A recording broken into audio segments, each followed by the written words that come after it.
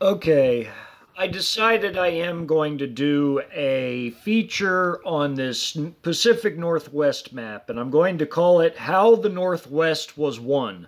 And it'll be a series of several videos, because I did make two sub-battles. I wanted to focus on two different types of terrain. Mountainous terrain of here along Montana and Idaho, here on the state line, and how that would affect operations.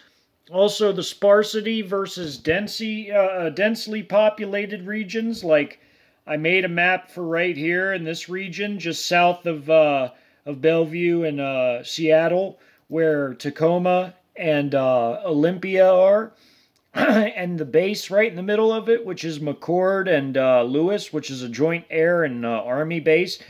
And this is a more densely populated area because it's basically literally like three large cities. Well, a few are large and one's more like medium size, which is the Olympia city. But this is basically like one long metropolitan area.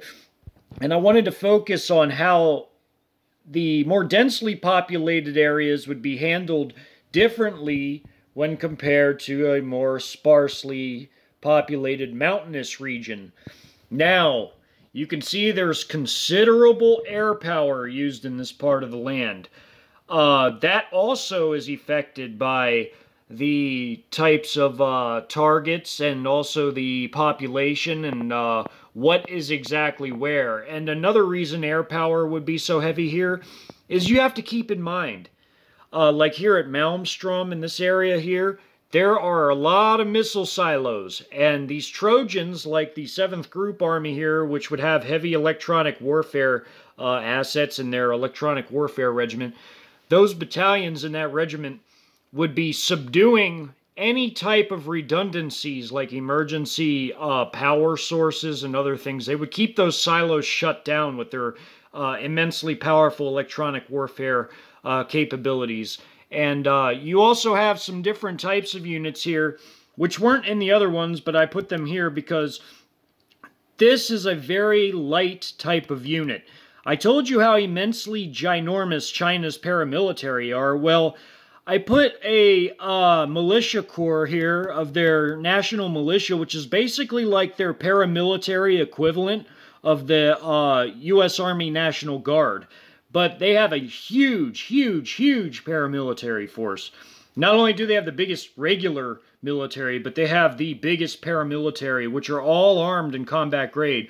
I also put a corps of Marine militia landing right here to seize the entire Olympic and Kitsap peninsulas here, to clear the flanks, so that when I-5, a major north-south route, is captured, these main prongs of the western prong here can travel down it without having to worry about any sorts of issues from their west or from the east, because the Trojans here are capturing these cities and holding them and using their established logistical points to get these guys through and on the way further down, because their objective is to meet along the state line here of Northern California and Oregon.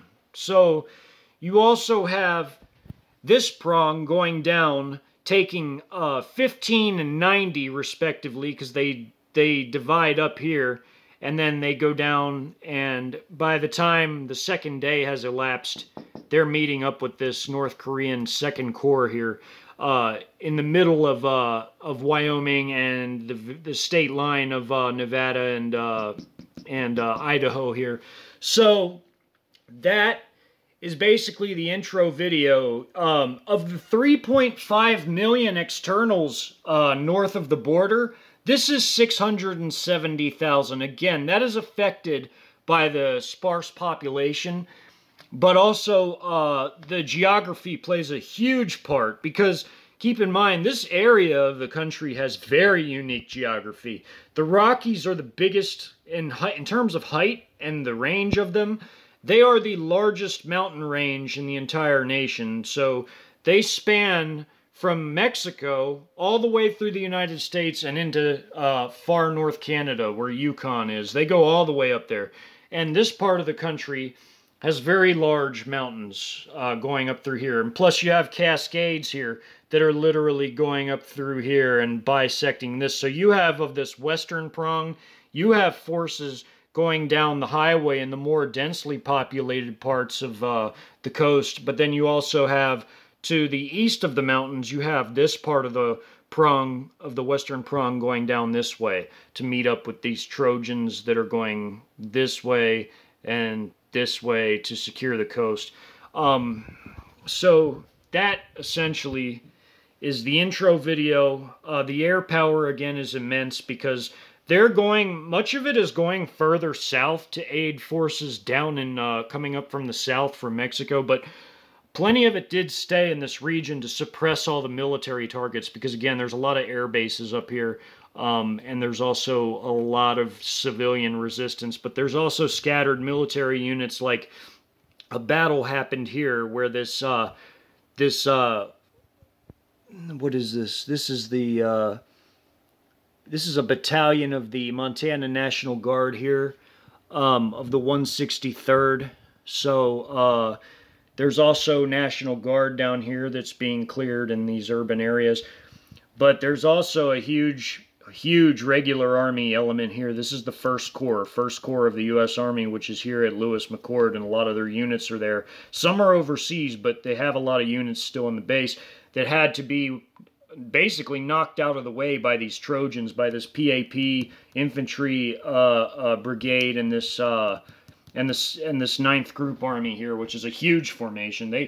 A Group Army is the biggest type of formation in the PLA, but then the next would be a corps in terms of size, like these National Militia Corps, which is about 30 or so thousand troops. And then you have down from that is a division, which is about 20,000 or so. And then the next down in size is a brigade. Like, let me find a brigade.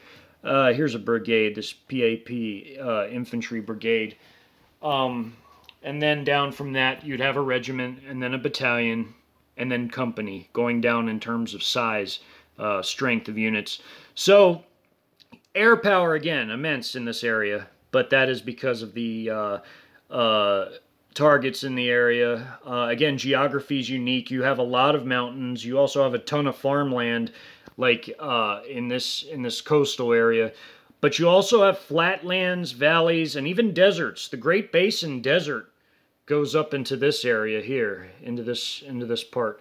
So you have deserts, mountains, grasslands, like this down here in the Snake River Valley, and you have a lot of other valleys and mountains and forests too. There's a lot of forests in this area.